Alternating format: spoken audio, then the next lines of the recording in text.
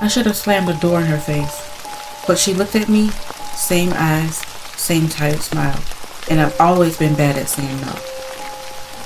She was standing there at 11:17 p.m., her hair clinging to her face, sweater soaked through, the kind of wet that smells like cold metal and old pennies.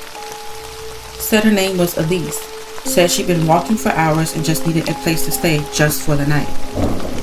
I should tell you now, I live alone, and I like it that way, but something in her face, something in the way she tilted her head as she waited, made me step aside. I made tea. She didn't ask for sugar but stirred her cup slowly, like she was keeping time to some song only she could hear.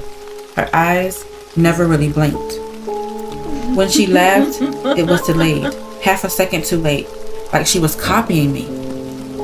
Around midnight, I showed her the guest room. She thanked me, voice too soft for the words to feel real. At 3:14 a.m., I woke to the sound of footsteps outside my bedroom door, slow, measured.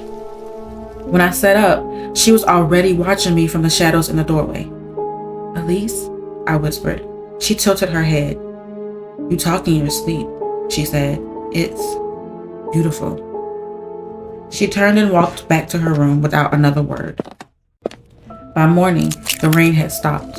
Sunlight pooled into the kitchen like honey, but Elise was already there, wearing my robe, cooking breakfast like she always lived there. I asked if she needed a ride into town. She ignored me. She said she already taken care of it. I didn't know what she meant until I found my phone in the trash, battery removed. I told myself I was overreacting. Maybe she thought it was broken. Maybe it fell in by accident. But later, I saw her in the living room, just standing there, staring at the wall. No TV, no phone, no movement, just breathing. When I called her name, she smiled, but it didn't touch her eyes.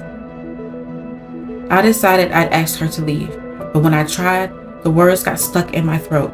She had this way of looking at me like she was already inside my head.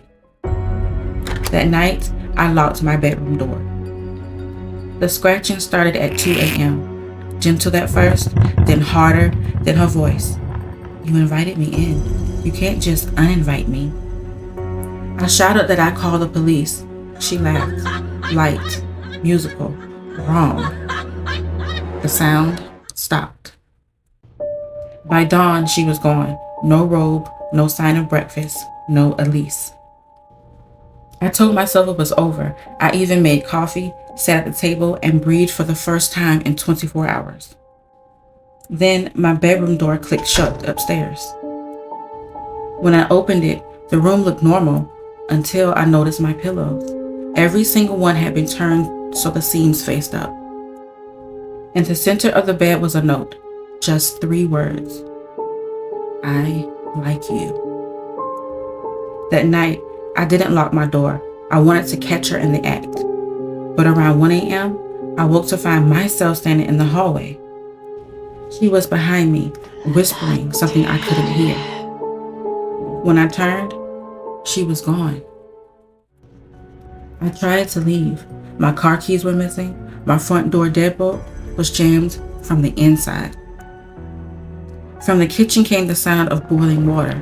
When I walked in, there was 1 cup of tea on the counter and my spare house key beside it. "Elise," I whispered. The cupboard door swung open. She was crouched inside, knees tucked, eyes too wide. "I told you," she said. "I'm never leaving." She unfolded from the cupboard in one smooth motion, like a spider uncurling its web. The smile never left her face. I backed up until my spine hit the refrigerator. "What do you want?" My voice cracked. Her eyes flicked around the kitchen, at my photos on the fridge, my grocery list, the mug in my hand. "I've already taken it," she said. Before I could move, she slipped past me into the hallway. The lights flickered, once, twice, and then went out completely. From the darkness, her voice floated back. "You don't get it yet, do you?"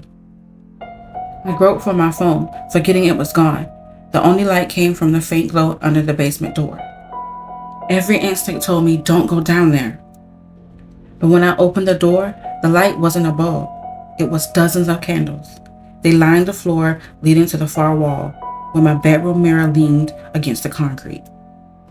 Except it wasn't reflecting me. It was Elise, smiling, mouthing words I couldn't hear. I turned, and she was behind me again, close enough that her breath tickled my ear. "You said I could stay," she whispered. "Now you'll stay too." The candle snuffed out all at once. I tried to move, but my feet wouldn't obey. The cold concrete beneath me felt softer, like sinking into wet earth. Her hand found mine in the dark, fingers ice cold. "It's easier if you don't fight," she murmured. Her fingers tightened around mine, not in a grip, but like she was calming me. The air was damp, heavy with the scent of candle wax and something metallic. I yanked my hand free, stumbled toward the stairs, but the first step wasn't there anymore. My foot landed on carpet. I looked down. It was my bedroom floor. Somehow I was back upstairs, door locked behind me. Only the bed wasn't mine anymore. The sheets were wrong. The photos on the wall, my friends and family, had been replaced. Same frames, same poses, but Elise was in every picture. In one, she stood next to my mother, holding a birthday cake. In another, she sat on the beach wearing my favorite swimsuit.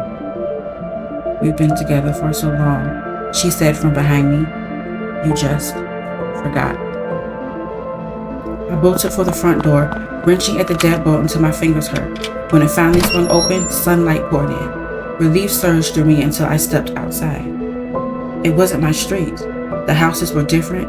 The sky was an ugly shade of yellow, like an old photograph left in the sun.